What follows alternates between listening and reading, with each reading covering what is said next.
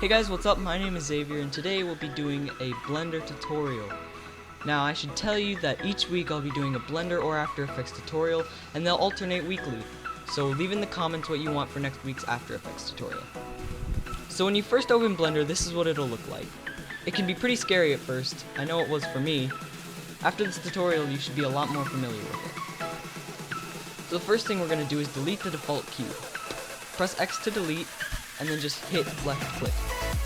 Actually, let me turn on my screencast keys so now you can see whatever I'm doing. Press T and N to alternate through these things. Let's get into some animation. Hold Shift and A to add in a new mesh, curve, surface, metaball, or text, or any of these in this add menu. We're going to go ahead and add the monkey in. I'm going to press T and I'm just going to hit smooth. Now it's a smooth monkey. So let's get animating. To set a keyframe, you press I on your keyboard, and then you hit location rotation scale, or lock rot scale. A shortcut for this is you can type into these little keys things, lock rot scale. Or you can just select it. Okay. So let's go ahead and start animating. Press I to set a keyframe. Let's move her up. Oh, wait. Let's first move 20 frames up and move her up. And press I. Let's go to 40 frames and just move her way over here. So now, if we play this back, we can see we have an animation.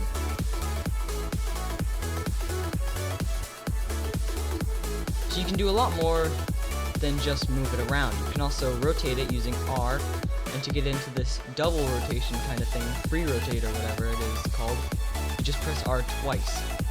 So now we can press I again. And if you're just animating a lot of keyframes without messing up, then just press this record button, and everything you do will be recorded. So now let's move her and press R, and bam. Now we have a nice animation.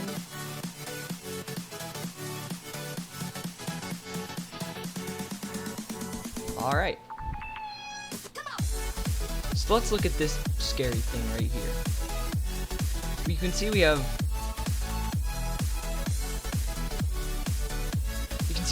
12 little tabs to click. And I'm going to tell you what each one of these does. This camera icon is just all your render settings. So if you want to render, you just go into here, and we'll be covering that in the next video. This is the scene.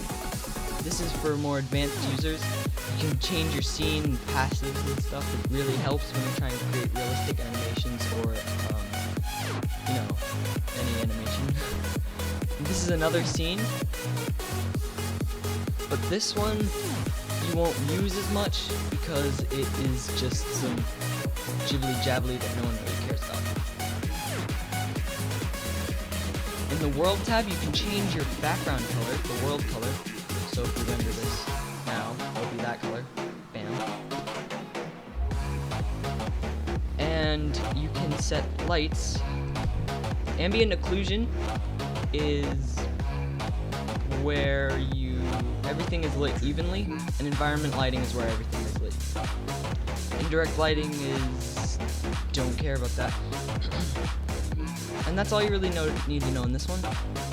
This scene stuff can give you cool, little effects, so you can like render out your monkey as a wire. So render this. Oh shoot! These are cool little effects that you can do. Yeah. Just turn all of these on. Bam. Isn't that beautiful? This one is constraint tab. The constraints are things you can like lock, and the main one you'll be using is child of. These are the modifiers. A lot of these modifiers are advanced, and we'll be going over them in a later video. This is the mesh options tab. In it, you can add vertex groups, shape keys, which really come in handy when you're rigging. This is the materials tab. It'll let you set colors to your object. So if we go out of wireframe in this, just turn all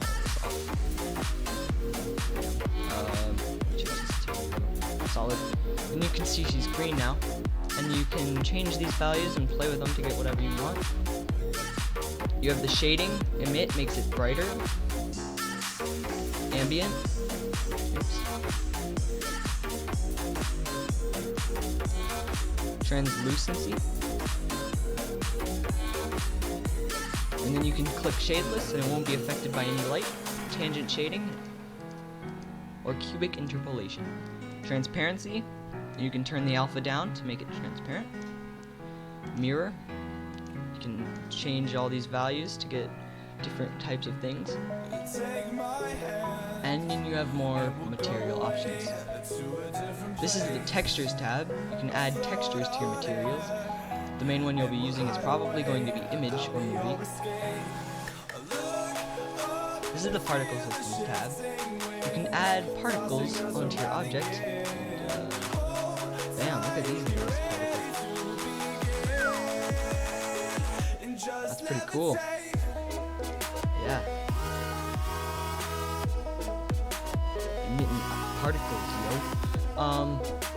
And all these settings we'll play around with in a later video. And these are your physics tabs. So you can add like cloth physics, rigid body physics are really fun. And they can with your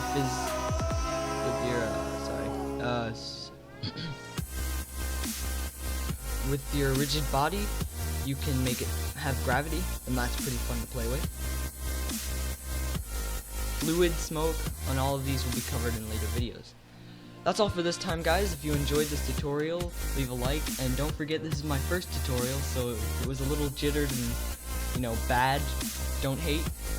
Alright, peace.